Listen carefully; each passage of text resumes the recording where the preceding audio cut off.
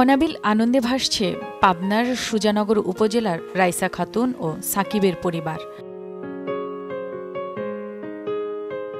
তাদের ঘর আলো করে আজ জন্ম নিল এক কন্যা সন্তান। আমাদের সংসারে এটা প্রথম বাচ্চা, আমরা খুব খুশি এবং দোয়া চাই আপনাদের সবার কাছে। মেয়েদের সুস্থ রাখছে, আমি তাতে অনেক খুশি আছি। আমরা দোয়া করবেন আপনারা সবাই। নবজাতক ও তার পরিবারকে শুভকামনা।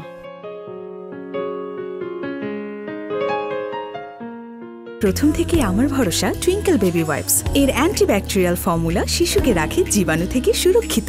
5.5 pH ব্যালেন্স শিট ত্বক রাখে কোমল ও মসৃণ, আর অ্যালকোহল মুক্ত হওয়ায় ত্বকে র্যাশ হয় না। টুইঙ্কেল বেবি ওয়াইপস, শুরুটা হোক যত্নে।